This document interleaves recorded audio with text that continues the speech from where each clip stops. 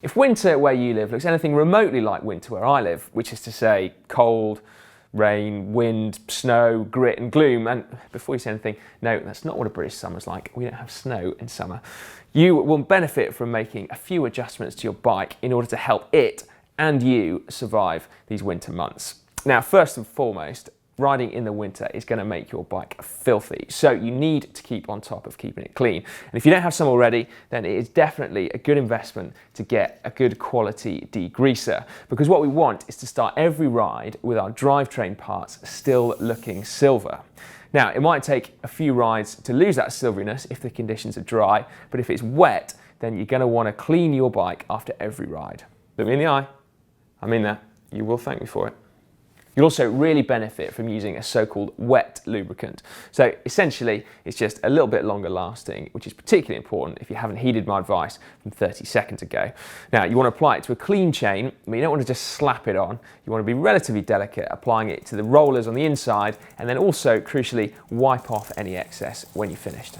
Now, while we're on the subject of maintenance still, it's a good idea at the beginning of the winter to slap some fresh waterproof grease on some key bearings. Now, I'm particularly thinking about this one here, which is your lower headset bearing. Now, it's a very simple process to do. We've done it plenty of times on GCN before, but in essence, you need to remove the top cap, then undo your stem bolts, take the stem off, and then with a plastic mallet or something similar, give the fork steer a quick tap, and that should set it loose, and it'll give you access to those bearings.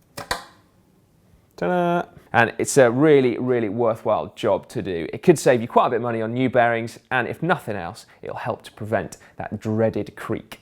Now, something I haven't tried personally, but I do hear very good things about, is using a wax on your bike to help protect the finish of it from those harsh winter conditions. So you just simply apply a thin layer, and it will help to protect your bike's paintwork. Or if you're Dan Lloyd, in fact, it's probably very tempting to just put that straight in your hair, just for that perfect finish. I'm just going to pop it straight back. Keeping on top of your bike maintenance will go a long way to stopping mechanical problems, but they are still more likely to occur in winter. So it is essential then that you've got the right tools with you to fix problems on the roadside. All you're going to need though is a little saddlebag with a tube, a multi-tool, and a pair of latex gloves to stop your hands getting covered in grime. And then even if you wouldn't have that on your bike in the summer months, it is essential for the winter. As there's more debris on the road in winter, we are unfortunately more likely to get punctures as well, which seems kind of cruel, but there we go. As a precaution, you should stick an extra tube either in your pack or your back pocket, as should you probably look at the tyres you're running. Now, weight isn't really so much of an issue in the winter, so you can get away certainly with running a wider tyre and something more robust as well, just to help prevent punctures. And while I don't go in for slime-filled inner tubes, I am sorely tempted by the idea of going tubeless this winter. Now, while we're on the subject of wheels, it has to be said, I will put my carbon wheels into hibernation for the majority of the winter, except on special occasions. And that is principally because of wear to the braking surface. Because you see, in wet and gritty conditions, every time you apply the brakes, you're going to be wearing away at that surface. And that's pretty bad to do it to alloy wheels, but it's unthinkable to do it to a carbon wheel to anyone except those with the very deepest of pockets. Or in fact, actually, those people with disc brakes. Because if you have disc brakes, you can be very smug right now, because you can use your nice wheels all winter without fear of ruining them. What's next then? Well, it's time to try and protect ourselves a little bit. Now, mudguards or fenders are probably the least sexy but most practical of all winter bike accessories. To fit a really full bomb-proof pair, then you're going to need to have a bike that's got bosses that you can actually bolt them onto.